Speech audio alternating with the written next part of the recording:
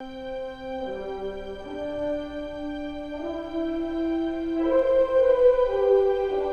everybody, here we are. A tad late, apologies for that, though most of you watch this on the recording, in which case it's not going to be late for you.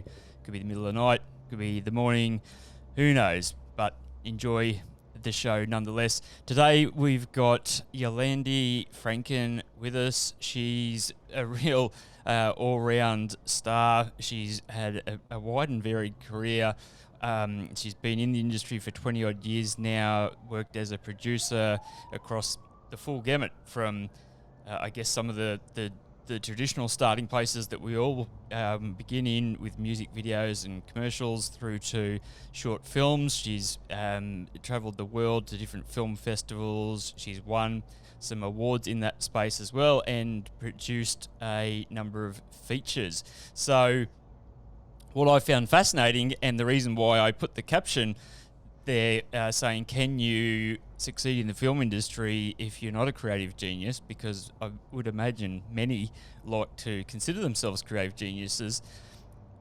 I thought it was kind of refreshing, actually, when I was reading a recent article where Yolandi mentioned that she doesn't feel like she's got the strongest creative mind in the world, but she loves creativity, she loves stories, she loves the way that films can evoke emotion, which is the same as myself, and how it can plant seeds in people's minds, you know, for good or for bad. And she is someone with extremely strong work ethic, and she ties her passion and I guess some of her leisure into some of the work that she produces. So yeah, it's a model, in all honesty, that I'd like it to emulate a little bit in my own life. So I'm really keen to hear all of the bits and pieces that she has to say and the true story behind the journey. So we'll talk to her shortly.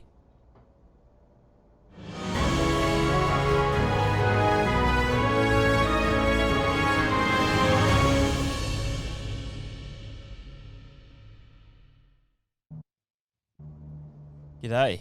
How are you? Hi, Brad. Good, thanks. How are you doing? I'm good. And just another apology to people. This is part of why we were actually late. Yolandi's picture is a bit small when we're in this 2-up screen. If anybody's an Ecamm wizard out there, you can perhaps tell me what's going on. It is a relatively new feature. In fact, they didn't have interview mode until just recently. The good news, though, is that we can see a full screen when we jump into these different views here.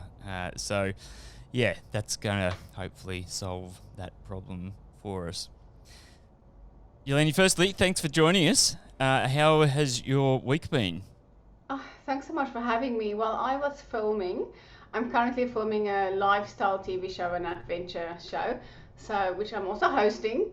Yes. And I was doing skydiving yesterday. So it's good. been a great week. Yeah, awesome. Where did you go skydiving? In Wollongong. In Wollongong. Oh, yeah, the gong. Yeah. So look, I'm using every opportunity to create work for myself. Recording my leisure activities, like you said. Yeah, absolutely. I think it's a great idea. And I mean, with your background coming all the way from, I guess, modelling and working in the pageant sort of space for a while, and working as an MC, you know, I guess you've got the good fortune there to be well equipped to host a show and to actually act in that sort of capacity. Do you feel that background sort of, I guess, has helped you in that journey? Well, I started off in my career as a host, as a presenter. So I studied that actually, and then I did some work in South Africa as a presenter, and then I stopped, and then I just focused on producing and a little bit of acting, which I'm really bad at. So I stopped doing that. But then, yeah, MC work and hosting is pretty much the same thing. So yeah, definitely helped each other actually. Yeah.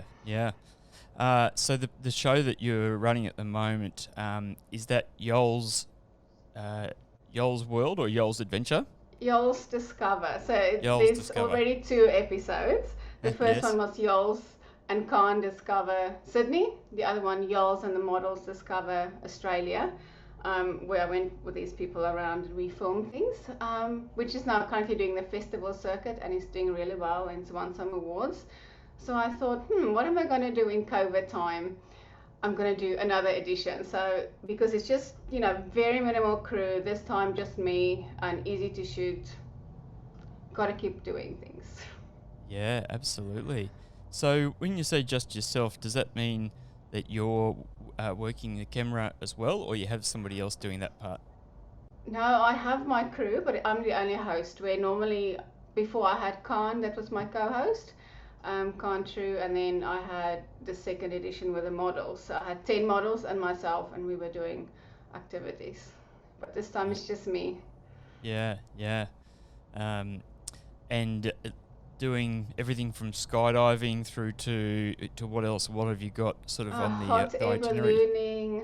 Hot air ballooning, drifting, skydiving, hang gliding I did, horse riding, adrenaline activities pretty much. My bucket list. I'm doing my bucket list. Yeah, that's great. Now, tell me about the drifting part. That's just caught my attention because I think drifting is awesome. I mean, like I'll be honest. When I was a teenager, I used to love getting in my parents' car and going and doing donuts and other kind of fairly bogan related activities. Bogan things, yes. Well, you see, I am a little bit of a speed demon myself. Yeah. Now I'm doing the drifting next week. I haven't done it yet, but I really wanted to try it because I always said if I have another job, I will be a stunt person where I can speed and do whatever, that sort of things, Nice, yeah. As I saw in your IMDb that you produced a series in the fast lane. So what was the cut and thrust of that? That is pretty much similar to this, but there were studio interviews in between. We were interviewing bands, going to restaurants, trying food, also a lifestyle show. Yeah, very good. So talk to us about how you got started. I'm always fascinated to just wind the clock back. So you mentioned a little bit of, I guess, what you were doing in South Africa, and then what was, I guess, the first moment that you kind of really felt like you were breaking into the industry and establishing a name for yourself? You know what? I have always wanted to be in the industry. I don't actually remember an incident that made me think, I want to be working in the industry, but I just don't have any memories where I don't. So even when I was in school, when we had to write essays, I would write something about movies, or when in visual arts, when we have to do an artwork, I would make the Titanic ship, with the director there, and so it's, I've always had that passion for filmmaking. And straight out of school, went to film school, did presenting as well. And from there, I just never looked back, sadly. I think you must be crazy to love this industry so much because it's such a difficult industry, but it's also so rewarding. Yeah, absolutely. So I guess part of my aim with this show, on top of it, it's a little bit like yourself in the sense that, I mean, I love film, I love movies, I like the opportunity to get to talk to interesting people who are doing creative work. So it's kind of I suppose a way that I get to possibly do that where other people maybe don't. But I also have a hope that people that tune into the show, if they are interested in a career in film, that they can learn little bits and pieces along the way. And I think it's healthy for people to have an understanding about, I guess, the positives and the negatives, because to some, if you were to read your write-up and all about traveling around the world and, getting to go to fancy events and swanning around with people and having a great time, you would think, wow, this looks like just the dream career. But what would you say, I guess, as a word of caution or warning for young players? Well, let me say this to you. I have a lot of people who contact me and say, you look like you're always having so much fun and you have such a glamorous life. But that's only the bits and pieces that you see. The amount of work that goes behind what we do is huge. And as a filmmaker, independent filmmaker, you are never going to be rich probably. I'm never going to be rich probably. But, I love what I'm doing, and I do get opportunities that maybe I wouldn't get. So I think what you need to think about is, what do you consider as being successful? So if it is financially being really wealthy, might not be the career for you. But if it is about achieving things that you love, being in a creative environment, following your dreams and your passions, and just being in a really fun, exciting environment with exciting people, then yeah, then I would consider this successful. Yeah, yeah. Now, from my understanding or view point, I think that successful producers are people who are really strong with details, a highly detail orientated kind of person, because essentially, you're the one running around pulling all the different bits and pieces together, and I guess kind of keeping the wheels on the car and making sure that the that the boat doesn't sink. Have you always been that sort of person? So, like when you were growing up, what sort of things did you perhaps do that I guess would be maybe a marker or a sign that you've got that kind of capacity? Actually, I never really thought about this, but now that you mention it, I have always been like this, even in school with my homework or my extramural activities. I was always super organized, had my schedule. I think I had a production schedule even for my homework. Get home, do my homework, eat, then socialize, then this. I think it's just, I probably was just born that way. Yeah, I think that people do have innate qualities that they tend to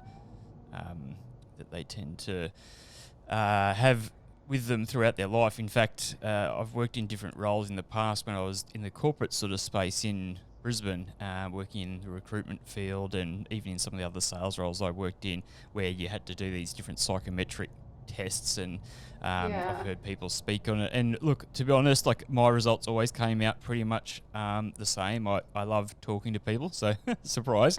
And I'm prone to, if I'm not careful, talk too much. So that's sometimes a downside, because I love sharing stories myself.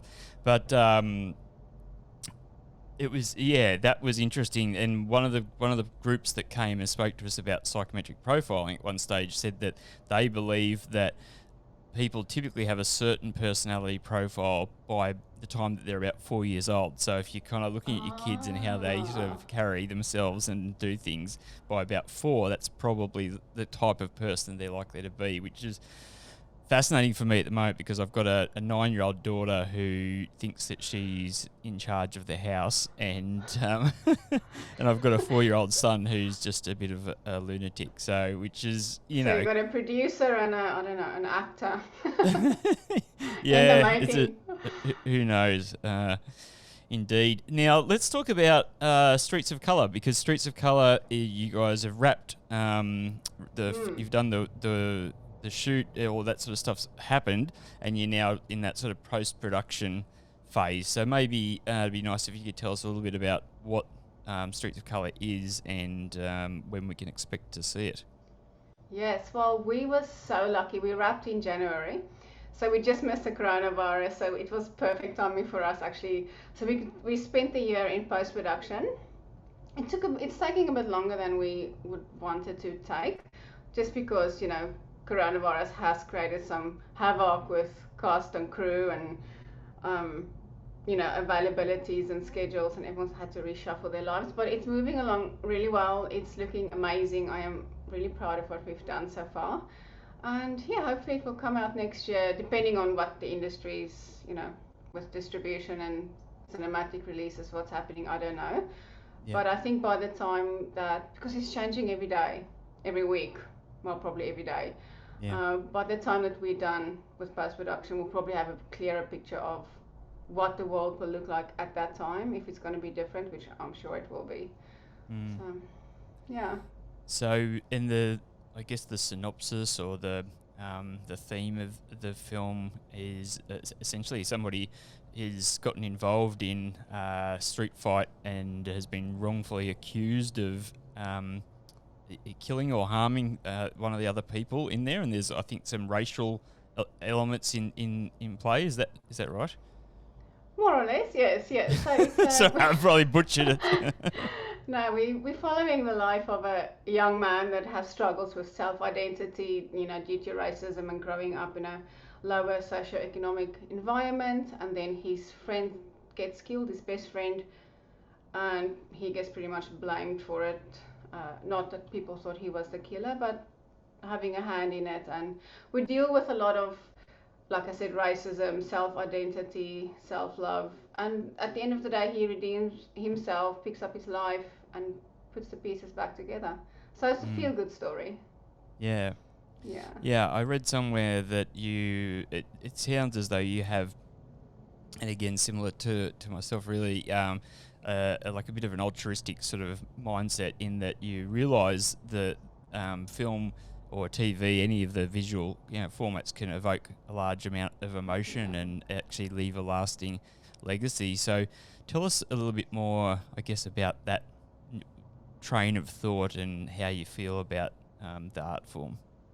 Yes, well, when you watch a film that's, just a normal film hasn't got any message necessarily, not like a documentary, but a normal movie, and there might be something happening in the movie or a piece of the storyline that resonates with you, and that will get stuck in your head, and you will, ponder upon that, and it might change your life in some sort of way. So I believe planting the little seeds in a movie is very effective, because you don't feel like you are advertised to, or you're being pushed a cause down your throat where you want to shut down if you hear about it. But you're more receptive to the message, and you're more receptive to take it on and don't even realize it. 100%.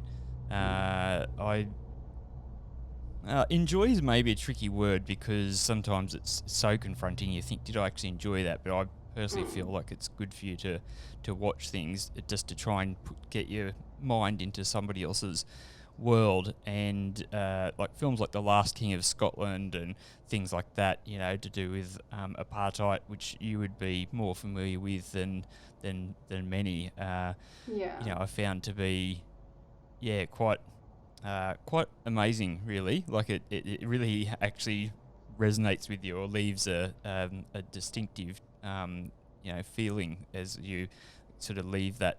And as you say, I guess from that it could ultimately help somebody to make a decision from heading in one direction to another, to sometimes expose them to things. Yeah, I think just creating awareness where people live in their own little bubbles, and now the world is growing, and people need to educate themselves and get awareness about what's happening in the world. And I think film is a fantastic medium to see everyone's stories and cultures and the way people live. I think it's a good medium for that. Yeah. So tell me, nuts and bolts, how do you, I guess, end up picking up these different roles? So how did it end up coming to be that you were the producer with Streets of Colour? Well, I met Ronnie S. Rascala about 8 years ago. I think I asked him to direct one of my movies, and he said no. And here we are today. We stayed in contact. We just click. You get people that you think the same way. You have the same moral standards. He's the creative one. I'm the producer. He's also good with producing, but I'm not creative. And we've just started developing projects to points where they're ready to go. And we were going to make another project. And we thought, no, this is a big undertaking, because it was quite, it's quite a big one. And we thought, okay, let's make another film that is sort of a stepping stone for us working together on a feature before we do the big one. So this is how this one came about.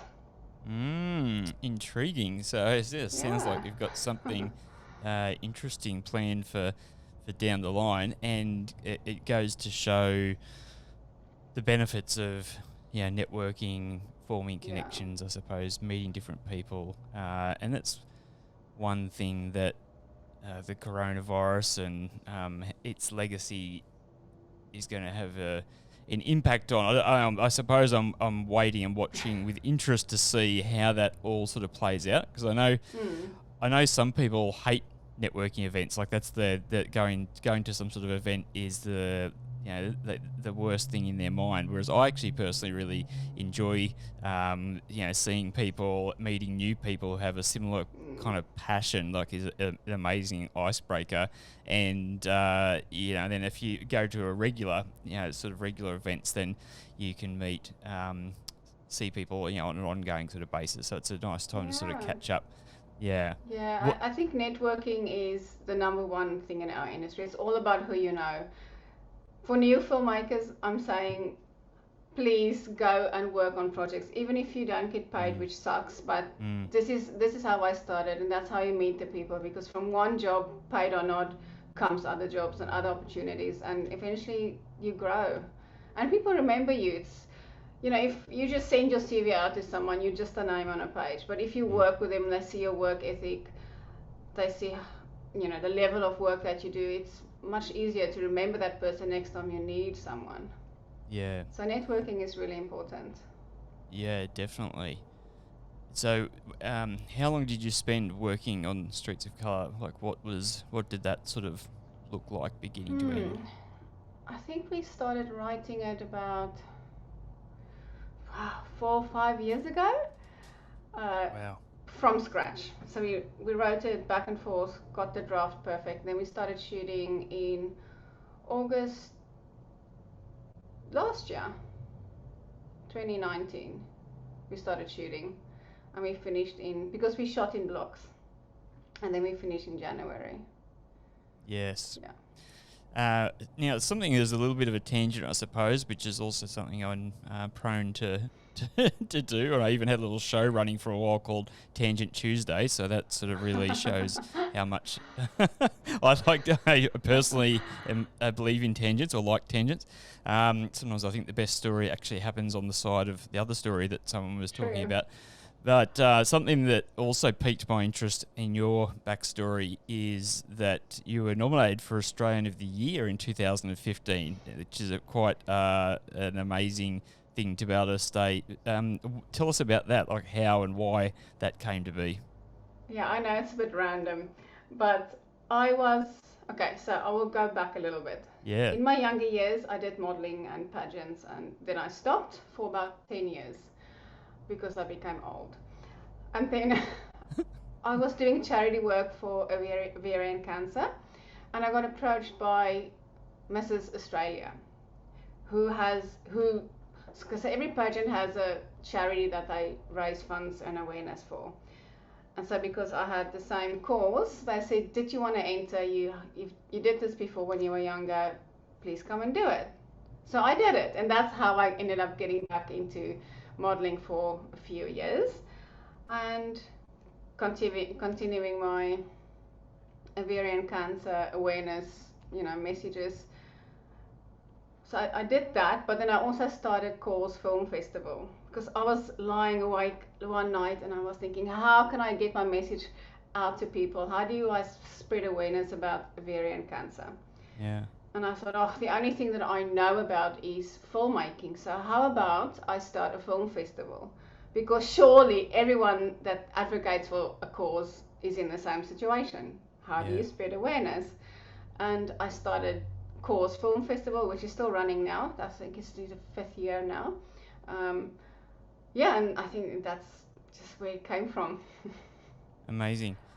Now, do you mind me asking whether there's a personal tie to ovarian cancer? No, there's not. It's just that breast cancer has breast screening, cervical cancer has tests and now a vaccination, but ovarian cancer, there's no early detection for it, so you only find out when it's too late. So unless you know the symptoms, because the symptoms are very similar to normal bloating or I've eaten too much food, so people ignore it and then it's too late. So I thought the only way to stop this is to educate women about it. Yeah, and on the topic of women, it's something I didn't put into your, I guess, the description for this episode, but I also understand that you're heavily involved with women in film and technology. Film and television, yes. And Well, television. I rolled the dice on the T there. I was no. thinking, I don't know what it is. TV. I should have thought of TV, of course. Yeah. Yes, Yes. I'm the chair of the co-chair of WIFT New South Wales and the chair of WIFT Virtual, which came about due to coronavirus. So there's some good things coming out of this whole terrible situation. Yeah, yeah. So if people want to get involved with WIFT, what does that look like? Okay, so we of course advocate for women's rights and opportunities, and we have networking events where, well, I mean, men can also attend, but it's in a female space where before women can attend as well, industry events, but it's in a male space. So we're just kind of changing it around a little bit. So networking events, social, educational, all sorts of pretty much events, upskilling, creating awareness. Yeah. So they go to a website and then basically find their way from there. What's the web address? Yeah, so it's just wiftaustralia.org. wiftaustralia.org. Yeah, Okay, and then I'm sure there's different chapters. So every state has a chapter, and they've got their own team doing their own events. And then we've got WIFT Virtual, which is of course nationwide, or I guess worldwide in this case. Yeah. No, I think that's awesome. I kind of, it's a bit of a funny thing, like, because I actually, in some ways, I feel like guys need to have maybe a male version of the similar, because I with my background again in recruitment, that was initially working in the IT recruitment space, and so I got to know about women in IT and, lots of stuff that I would see sort of through social media, and I could see that it was really successful and people were able to kind of, I guess, bond together and form, again, really good sort of networks off the back of it. So, I don't know what the equivalent sort of thing would be for guys, but it's food for thought if somebody else wants to start something. Sorry. So talk to us. Yeah, commercial break. So tell me about, I guess, the difference between directing and producing for somebody who's, I guess, trying to think about which way they want to go. And to me, it seems as though that you had the self-awareness to see that potentially producing was going to be playing to your strength. I'd love to hear what your thoughts are on that. Yes, it's funny, when I went to film school, everyone asked, so what do you want to be? And everyone always says director or DOP, no one says producer. So when I told people I wanted to be a producer, they're like, really? It's a lot of work. But, so directing is more the creative drive behind the project. So it's, working with the actors, their performance, what it's going to look like, all the creative aspects of the film. And the producer is the organizer. So I always see myself as, or any producer, as putting the director's vision into a reality. So making sure they have what they need to get their story and their message and whatever vision they have across. Crisis management as well. Crisis management, indeed. So I think maybe like in some ways having a producer who I guess has an awareness there that that's where they're really good, or that's where they tend to shine, and that they can complement what somebody else is doing, is possibly even better than having a producer that is a so-called creative genius, coming back to the title, because if that's the case, then, I imagine there could be opportunities for people to kind of butt heads and have disagreements around which way something should go. Yeah, that's right. I think sometimes there can be too many chefs in the kitchen, but for me, to be honest, I can critique other people's creative things and I can give my feedback, but I can't generate it out of my own mind. So if I have to have an argument with someone about, or not an argument, a discussion about a creative feedback that I have, I wouldn't say that I would push too hard on my view, because I know that I'm not that creative. I don't sometimes see the end result the way that the directors do. Yeah. But I know that I can help them to create it. The thing about producing that I didn't mention, you wanted to let people know who don't know, is budgets, hiring people. So I think the budgeting, the business side of things I'm not saying I'm great at it, but better than creatively. Yeah, yeah. And also, I guess, raising funds, is that often you involved with that part of things? Yes, for all the financial side, raising the money, distribution, sales. Yeah. Yeah. How do you think that entities like Screen Australia and Screen, state bodies and what have you, have handled the coronavirus situation and the shutdown of different productions? What's been your perspective on how things have played out? Look, I think they did the best that they could do. Everyone was suddenly thrown into a situation where they had to make decisions and had to move things forward and backwards and reshuffle. And I think I don't think I have anything to complain about. They've created opportunities for others. Other people lost some opportunities because of the decisions made by government. But it just depends where you sit in the whole spectrum. Have you tapped into finance from Screen Australia at any point? And I suppose I'm interested in knowing what the process looked like for you in terms of applying for the funding and actually getting approval. Well, I've applied a number of times. Big job, but I never got approved for some reason. Oh my goodness, how annoying. I got feedback from them to say this is exactly the project that we would fund. You tick all the boxes. Yeah. It's perfect, but we're not too much competition, or I can't remember what the reason was. But I've come to the conclusion, and I've made my peace with the fact that I'm not going to depend on them. They are using taxpayers' money. Yeah. So they have to make their decisions accordingly, and we always say the same people get the funding, but I also understand that that's maybe for a reason. I mean, I get upset about that situation, but you also have to look at it from their point of view. Using taxpayers' money to fund films, they have to choose people that they know can pull this off and that has a track record.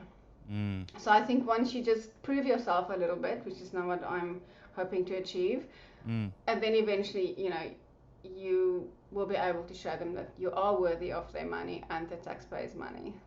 Right. So kind of developing, I guess, that street cred and actual credits in official kind of realm. Yeah, it's. But I think you can't always expect the government to hand out. You have to find your own way as well, and you have to think out of the box. And I've very recently decided I am not going to follow any industry rules anymore and follow traditional pathways. I'm just going to make my own rules, find my own way, think outside the box, because we are so used to this is how you apply for funding, this is how you approach private investors, then you have to do this, and this is how it all works. But who says? Why, think about another great, clever idea. I'm not sure what that is yet, but, I've decided that I'm just going to run it as my own business without rules. Yeah, awesome. I'm excited by that. I'm interested to see how it pans out. I hate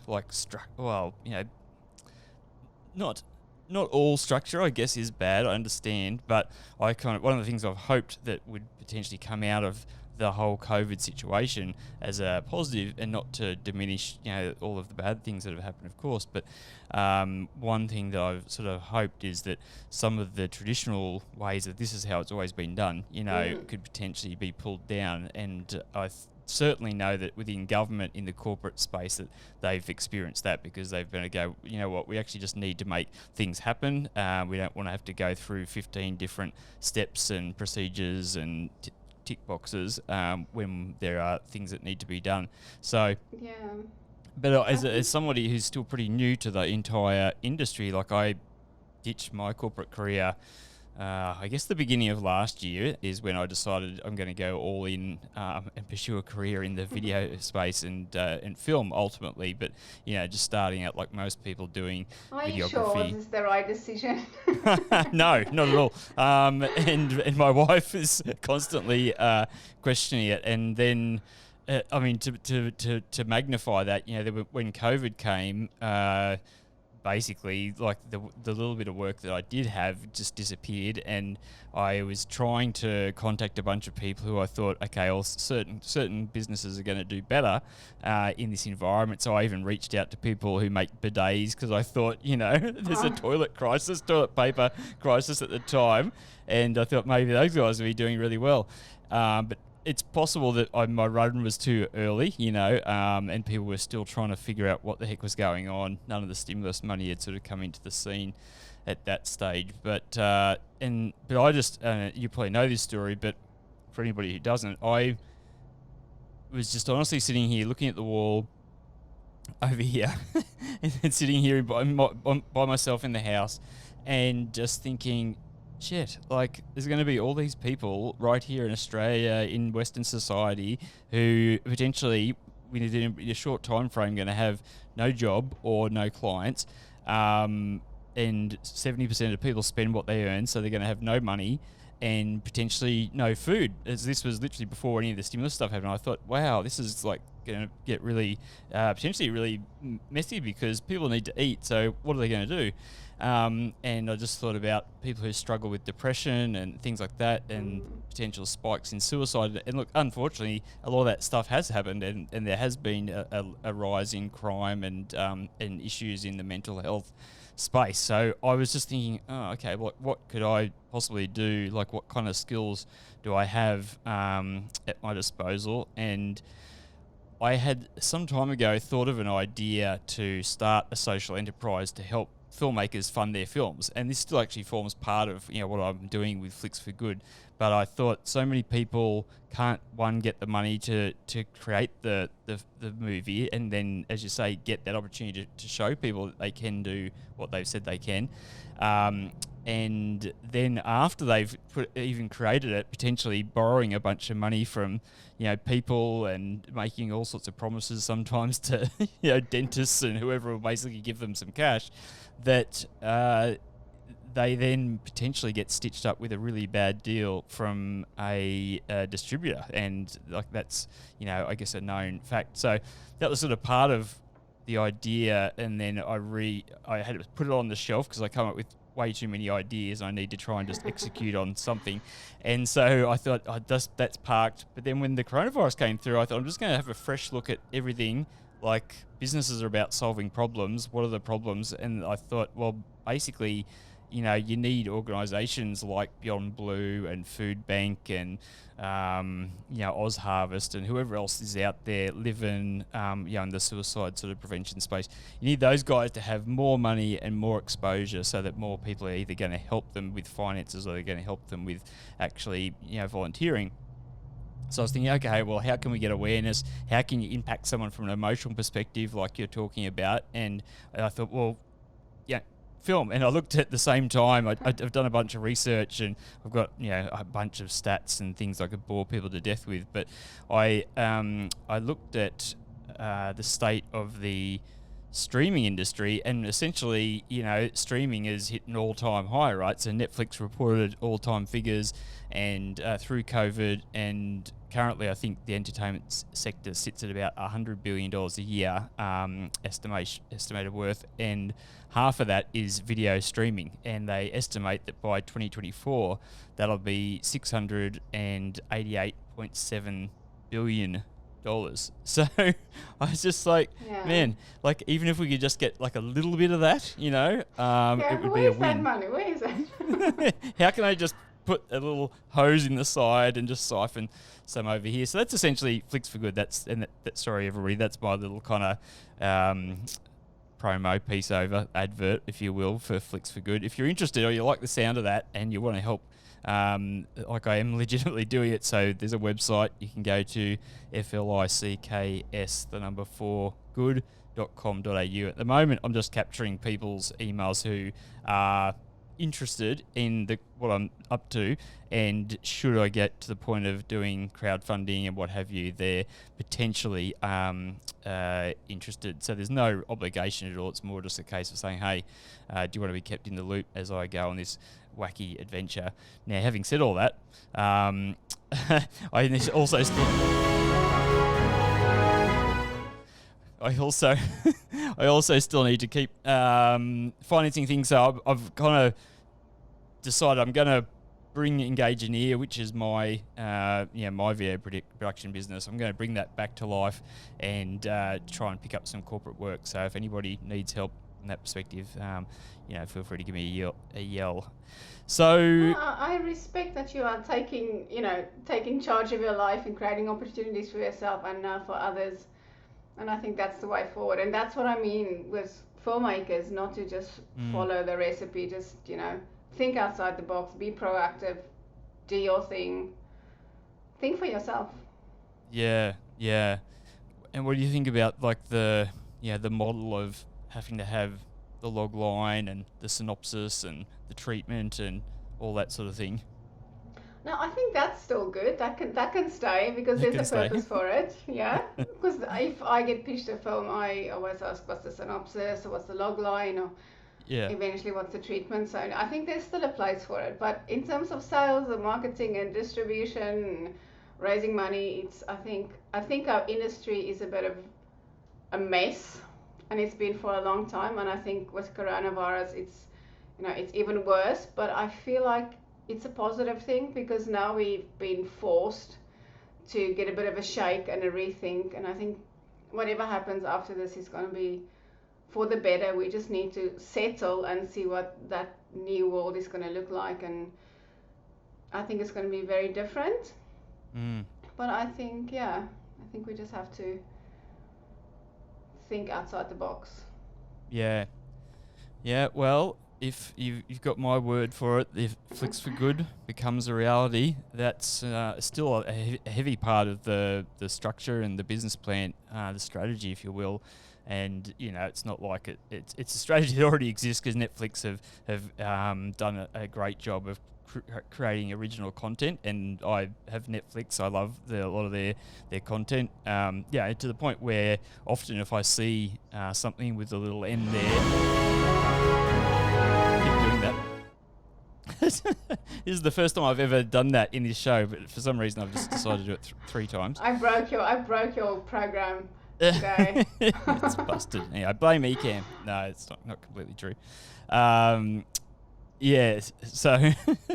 it's one of those things where I really want to be able to create dollars that I can give to creatives, and I want to see new people getting that opportunity to create content, because that's the thing, isn't it? Like, if you don't have fresh faces and people coming through who are also getting a decent amount of money to really go after their dream, then it's leaves things a little bit stagnant, I suppose, doesn't it? Yeah, I think there's 2 ways to look at it. There's so many, or 2 things to look at. There's so many amazing, creative, talented people out there that can deliver films that are just as good, or if not better, than some of the ones that get funding and gets made in Hollywood.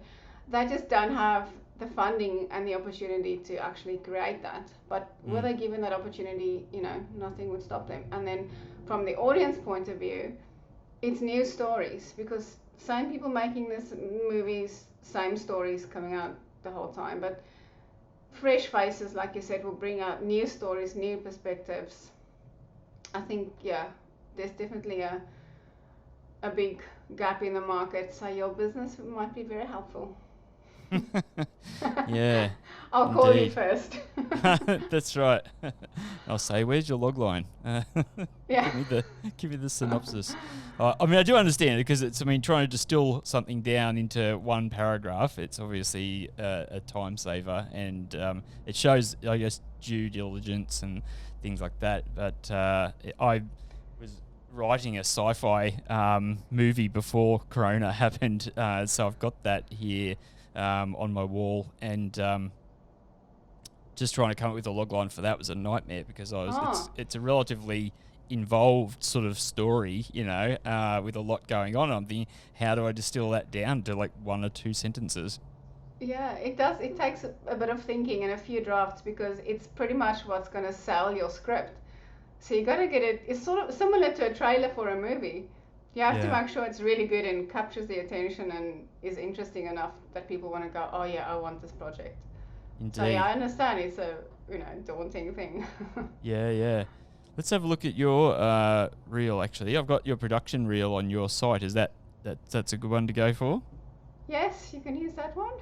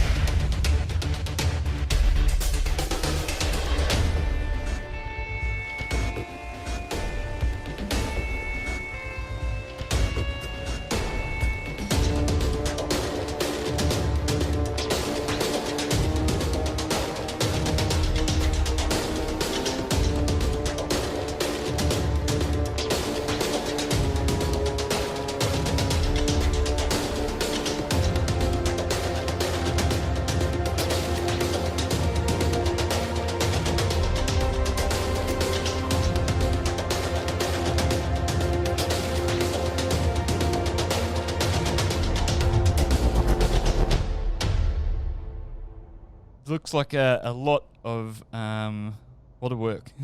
When I look at that, I see lots of different. To see all the, makes you reflect on what you've done. Yeah. 'Cause you've done been involved with quite a few short films. How many short films have you been a part of? Hundreds. I don't know, so many. I lost count. Yeah. It's been 20 years of making short films, Yeah. It's I need to do more of that. I got involved in a really short film last year on the sunny coast here. We've got the good fortune of having Bill Hughes move up here, and Bill Hughes.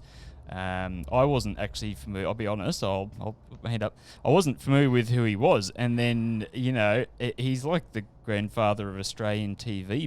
Basically, I don't know if you'd appreciate me saying grandfather of TV, but he's been around the block, a few times, and it pretty much, if you look at just about any Australian TV series that you love or that's had any success overseas, he's either directed it or produced it, or been one of the directors or producers, because some of those shows like Home and Away have multiple directors and producers.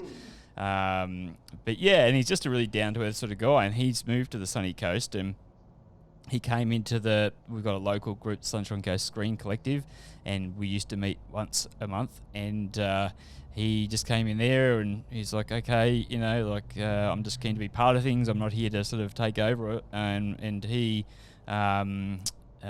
basically stepped in, and a bunch of us kind of met together a feu times to say, okay, let's try and create something. There was a script that seemed like with only 2 main locations and scenes, and a number of shots, of course, in there. So I ended up being the DOP, Fish from Pluggers, he was his camera, so he basically was providing some oversight and guidance for me, because I hadn't sort of DOP'd a film of any size before that, just my own work. And yeah, it was a really interesting process, just kind of see the mechanics and how much better it is when you have a whole bunch of people all individually focusing on the tasks that they need to do to ultimately pull something together. And that's something that I actually just think is really cool about filmmaking, this collaborative art, and trying to find people who can all play to their strengths is pretty awesome. Have you tended to work with the same people on a regular basis, or a mixed bag? You know what? Every project, there's someone that I say, oh, I'm going to take you with me to every other project. Yeah. People that you just click with and you work well with, and your personalities, don't clash. And so every time I work on a project, my family team, which I call my family, they keep growing. Yeah. So yeah, definitely people to take to the next, and definitely people to not take to the next project either. Yeah, you don't want to end up on that list. Yeah, but no, about what you're saying about making films and the short films, it's a big job, but it's so rewarding, and it's such great fun. And for me, not having a social life, my social life is on set. Yeah. So I think that's one of the perks as well. But short films, to me, I don't really make short films anymore, because the amount of work that goes into a short film, you could have made a feature film. Yeah. Because the pre-production is a lot of the work, and a lot of the things you have to organize, you could have just as well organized it for a feature film. I mean, not including the distribution and sales after, but yeah, but you have to do that to get to that point where you can make a feature in any way. Yeah.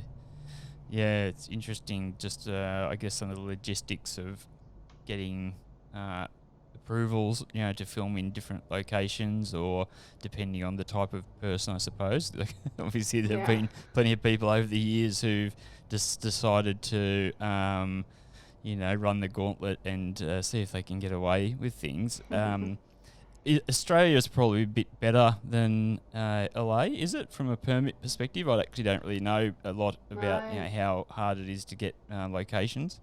No, Los Angeles, America is very easy. Okay. Australia is not that difficult, but Yeah. Los Angeles is easier. Okay, just because it's always happening there. I guess so, yeah. Yeah. But even within Australia, the different states quite different. Queensland's very easy to get permits. Sydney's a little bit harder. Yeah. Don't know why, but yeah. But I mean, it's not the hardest thing to do. Yeah. So don't be put off by that. What's the normal process, to go and is there a site that people can go to that lists out, the different places, or you have to just learn, all the different people you need to talk to? No, I think, every film has got such different kind of locations they need. I think Screen Australia has something, I forgot what it's called now. On their website, they have a link to locations, but between houses and streets and cities and warehouses and space alien ships, it's all very different. For streets and anything in the cities, or like I said, streets or parks, you have to go through the local council. If you shoot in a park or a river, normally like the wildlife or the park society or whatever, depending on where you are. Houses and private properties, you just have to call or ask your friends and family, and do your due diligence.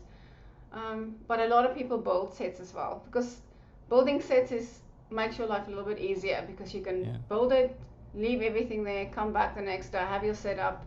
You don't have to change things all the time. You can light and leave it. It's a bit more expensive, but sometimes you just cannot find the property or the space that's perfect for what you want. So from that perspective, you would go and just hire out studio space? Yeah, or like a warehouse, or if you know someone that's got a big empty space that they don't use, build something in there. Yeah. No, it's all good information. Because it's, for people, anybody who's like brand new, like just kind of coming into the film side of things, it's a bit of an unknown, like, how everything actually happens, and the nuts and bolts of it, which, is very much, I guess, what happens from a producer's perspective, Yeah. doing all But those then different things. there's difficult things like shooting at an airport, shooting the Sydney Opera House or the bridge. It's very expensive. You can get your permits, but it's very expensive, and there's a lot of limitations of what you are allowed to do and not allowed to do. But those are the sorts of things that you can't go and shoot and get away with it. You better not take your chance. Yeah, it's going to be somewhat obvious when the Opera House appears in your in your movie. Yeah. And I suppose also firearms and things like that. Yeah. Now, So if you, sorry. Sorry, keep going. No. If you shoot with firearms, you have to get a licensed armorer to come there, and they have to be there with you while you're shooting with their firearms prepared in whatever way they need to do it. And you have to let the community, wherever you're filming, say you're shooting in a suburban area, you have to let everyone know. If you can put signs up, that's great too, but you have to let everyone around know that, it's a movie. You have to let the police know before the time, and I normally remind them every day that we're using firearms. Yeah. Just so that if they get a call and say, "Oh, people are shooting each other," no, it's just a movie. Exactly. So yeah. you have to be really careful with that. Yeah. You don't want people peering out the window and seeing a bunch of guns and either exactly. calling the police or deciding that they're gonna be a hero and take people out. Exactly. I think there's a movie, is it Rush Hour, or I think there must be a few movies with that situation. Yeah.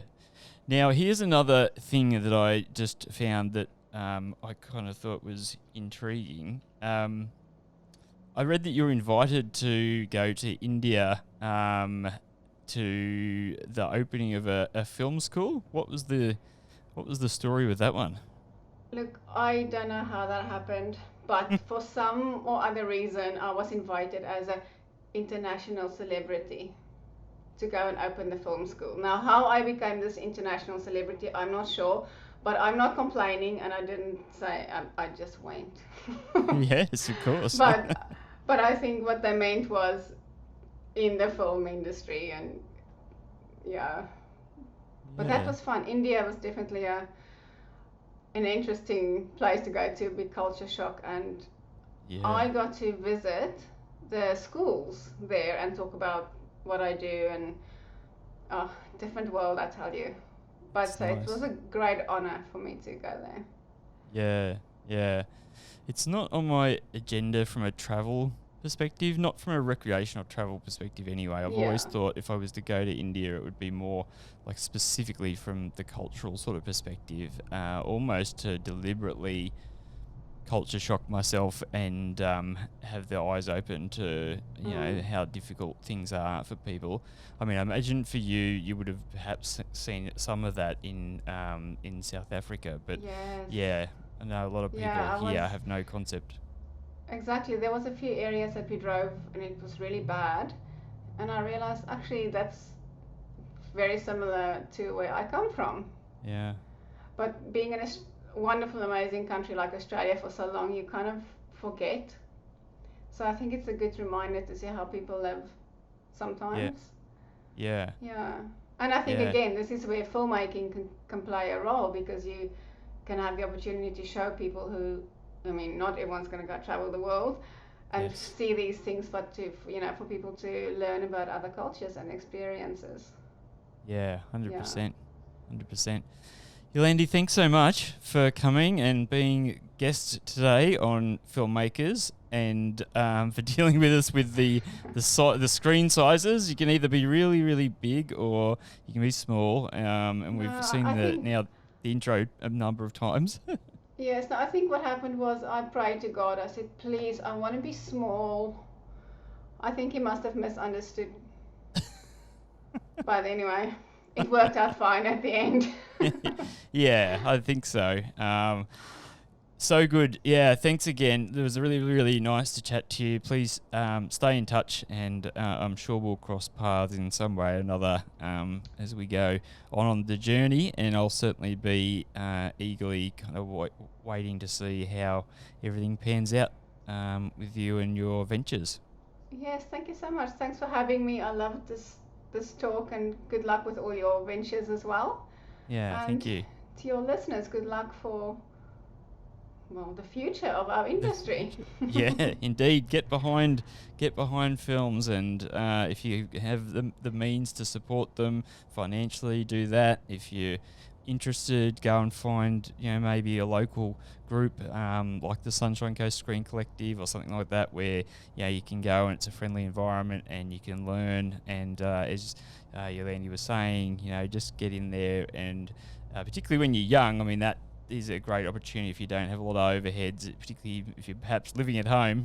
What a perfect time to go, and you can do some free work and gain that experience, and do a good job on each project, and gradually make your way through the industry from there.